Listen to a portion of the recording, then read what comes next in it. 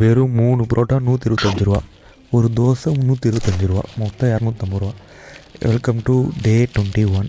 ஒமானில் இருக்கேன். இப்போ வந்து ரம்ஜான் ஆஃபர் போய்கிட்டு இருக்குது. பார்த்தீங்களா, கேஸ் ஸ்டவ் அடுப்பு போட்டிருக்காங்க.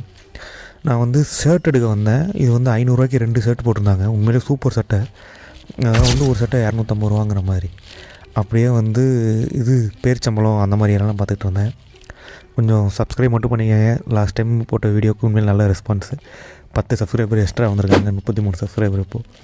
சரி, மேட்ருக்கு வரேன். இப்போ அப்படியே மீன் வாங்க வந்தேன். 1 கிலோ மீன் வந்து 250 ரூபா. மீன் வாங்கிட்டு போய் இன்றைக்கி சமைக்கலாம். நான் ஒரு தடவை மீன் வாங்கினேன் அப்படின்னா 3 தடவைக்கு வந்துடும். ஒமானில் வந்து மற்ற கல்ஃப் கண்ட்ரியை கம்பேர் பண்ணுறப்போ ஒமானில் மீன் கொஞ்சம் சீப்பாக தான் இருக்குது. அப்புறம் நெக்ஸ்ட்டும் சுற்றி பார்த்தேன், எதுவும் வாங்கலை. ஏன்னா மாத கடைசி இங்கே நல்ல பட்ஜெட் கொஞ்சம் டைட்டாக தான் இருக்குது. டோனட்ஸு, கேக்கு, அப்புறம் வந்து நம்ம ஊர் சைடு வந்துட்டேன். அங்கிட்டு வெஸ்டர்ன் சைடு, இப்போ நம்ம ஊர் சைடு சமோசா மீன்ஸ் என்னது, அந்த பப்ஸு அந்த மாதிரி இருந்துச்சு. அப்புறம் எசென்சியல் ஐட்டம் அப்படிங்கிற மாதிரி நமக்கு இந்த மசாலா பொடி, மீன் மசாலா பொடி வாங்கினோம். லாஸ்ட் டைம் இந்த மசாலா தான் வாங்கியிருந்தேன், அது கொஞ்சம் நல்லா இல்லை. அதனால் இந்த தடவை கொஞ்சம் எதாவது புதுசாக ட்ரை பண்ணலாம் அப்படின்னு சொல்லிட்டு தான் 2-3 இது காரப்பொடி மீன்ஸ் என்ன, மிளகாப்பொடி, கரம் மசாலா. இப்போ வந்து இந்த மசாலா பொடி தான் வாங்கியிருக்கேன். மீன் மசாலா 70 ரூபா வந்துச்சு இருந்தது. அதுக்கப்புறம் வீட்டுக்கு போய் மீன் குழம்பு வச்சு சாப்பிட்டு பார்த்தேன்.